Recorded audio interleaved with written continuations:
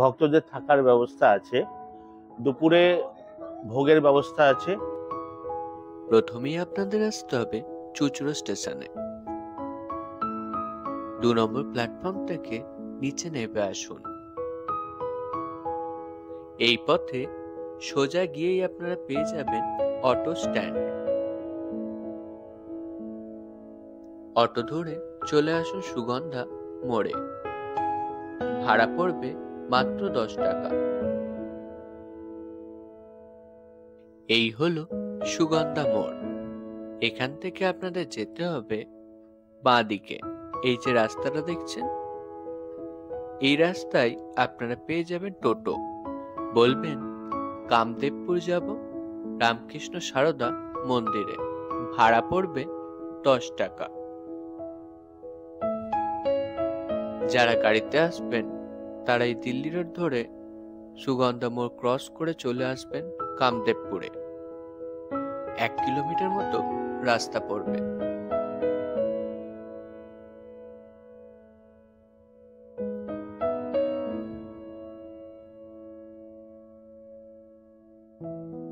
এই তো এসে গেছি। এই রাস্তা দিয়ে একটু ভেতরে যেতে হবে, তারপরেই পাবেন মন্দিরটি।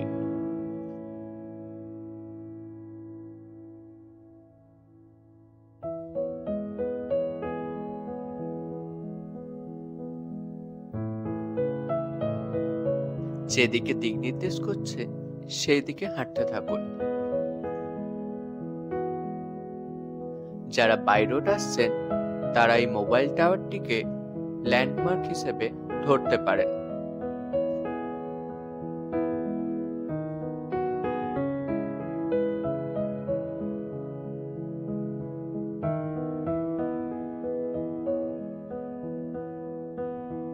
চলতি পথে দেয়ালেতে আপনারা শ্রীরামকৃষ্ণ সারদা মুনির অনেক উক্তি বা বাণী দেখতে পাবেন।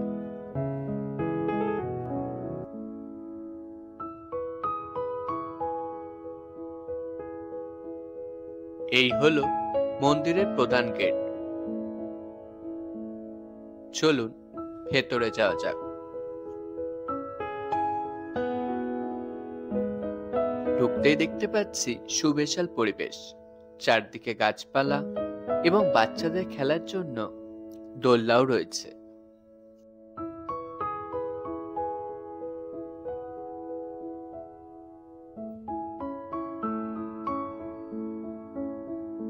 প্রথমে ঢুকতে আপনারা এই অফিস ঘরটি দেখতে পাবেন, কিন্তু আমরা প্রথমে মন্দিরটি দেখি। চলুন।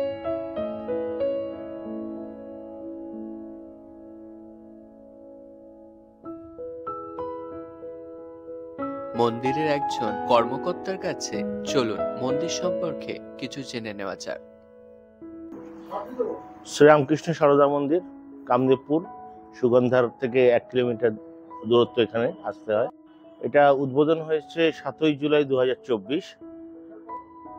বেলুড় মঠের যিনি অ্যাসিস্ট্যান্ট জেনারেল সেক্রেটারি স্বামী আমাদের বলভদ্রানন্দজি মহারাজ, উনি এইটি উদ্বোধন করেন।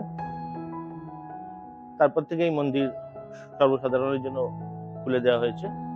প্রতিদিন সকাল 7:30 থেকে 12টা পর্যন্ত মন্দির খোলা থাকে। বিকেলে 4টে থেকে সন্ধ্যে 7:30 পর্যন্ত খোলা থাকে।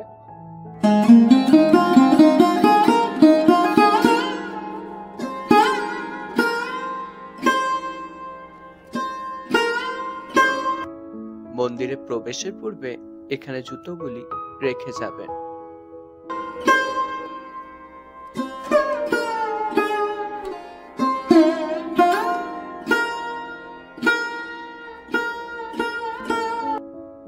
মন্দিরের ভেতরে যাওয়ার আগে আপনাদের ভোগ প্রসাদের ব্যাপারে জানিয়ে দিই। দুপুরে ভোগের ব্যবস্থা আছে প্রত্যহ। সেটা আমাদের মন্দিরের 2টো ফোন নাম্বার আছে। সেই নাম্বারে যদি আপনি ফোন করে নেন একদিন আগে, কোথা থেকে আসছেন, কতজন আসতে চান, সেটা লিখে দিলে আমরা সেই ভোগের ব্যবস্থা করি। আপনারা এসে সেই ভোগটা পেতে পারেন। আগামীতে অনেক অনুষ্ঠানও আছে আমাদের। আগামী মাসেই মায়ের তিথি পুজো আছে, ওই দিন অনুষ্ঠান আছে। তাছাড়া এটা আমাদের একটা বিবেকানন্দ আর্ট গ্যালারি আর ফটো গ্যালারি হবে, এটারও উদ্বোধন সামনের মাসে হবে, সেটারও উদ্বোধন 30 তারিখ হবে। এরকম বিভিন্ন প্রোগ্রাম আমাদের রয়েছে আগামীতে। চলুন এবার মন্দিরের ভেতরে যাওয়া যাক।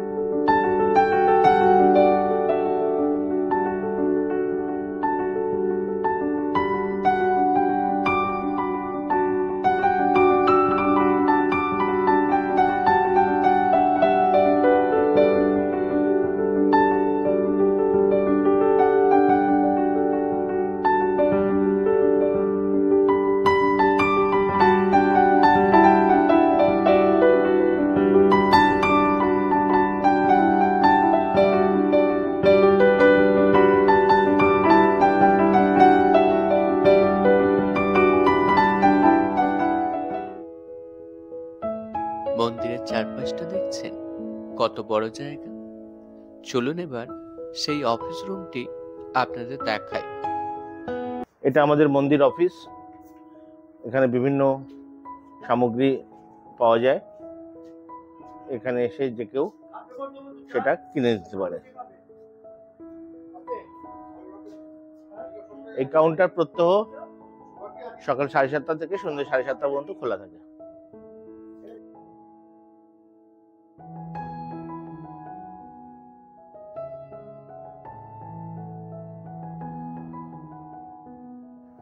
এখানে বিভিন্ন রামকৃষ্ণ মঠ মিশনের তৈরি প্রোডাক্ট আপনারা দেখতে পাচ্ছেন।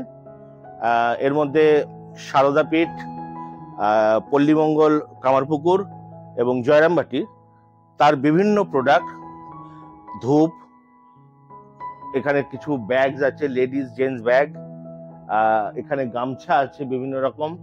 তাছাড়াও এখানে জ্যাম, জেলি, আচার, চবনপ্রাশ, বড়ি, বিভিন্ন।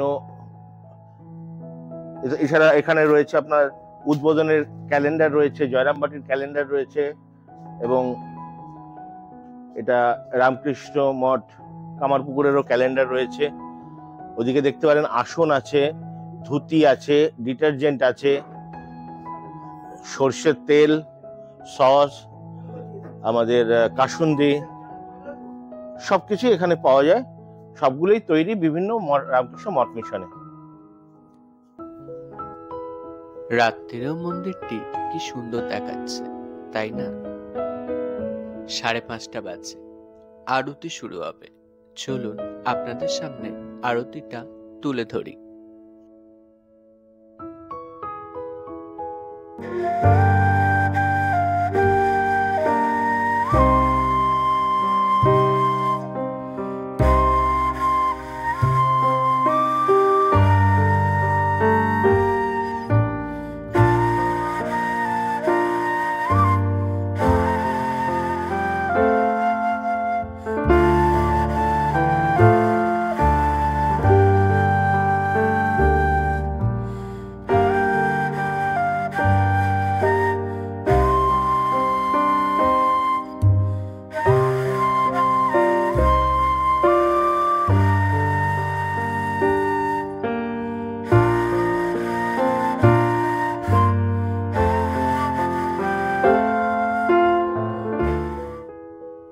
চলুন এবার থাকার কি ব্যবস্থা আছে সেটি জেনে নেওয়া যাক।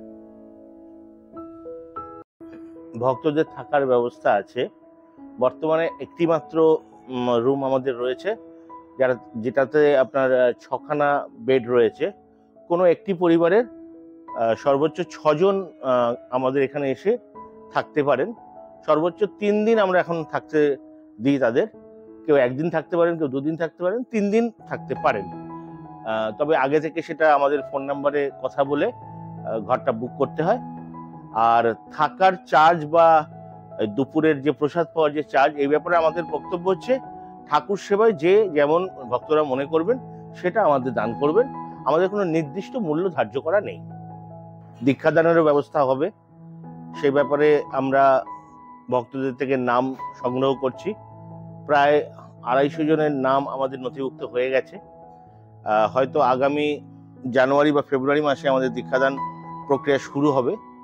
এখানে একটা ব্যাপার আছে, এইটা এখন আমাদের প্রতিদিন ভক্তদের প্রসাদ পাওয়ার পর এই ঘরটা আমরা খুলে দিই তাদের বিশ্রাম নেওয়ার জন্য, যাতে তারা এখানে বিশ্রাম নিয়ে যদি চায় 4টের সময় যখন আবার মন্দির খুলে যাবে সেই সময় ঠাকুর দর্শন করে সন্ধ্যা আরতি দেখে বাড়ি ফিরতে পারে। ফলে আমাদের এই এই মন্দিরে এসে কেউ যদি সকালে আসে প্রসাদ নেয়, তারপরে দুপুরে এখানে বিশ্রাম করে এবং পরে সন্ধেবেলায় আরতি দেখে একবারে সে আরতি দেখার পর ফিরতে পারে। ফলে সারাদিন সে এখানে থাকতে পারবে, সেরকম ব্যবস্থা আমাদের এখানে রয়েছে। শুনে নিলেন সবটাই, তাই দেরি না করে একদিন পরিবারকে সঙ্গে নিয়ে এখানে এসে ঘুরে যান। Like, comments, subscribe my channel.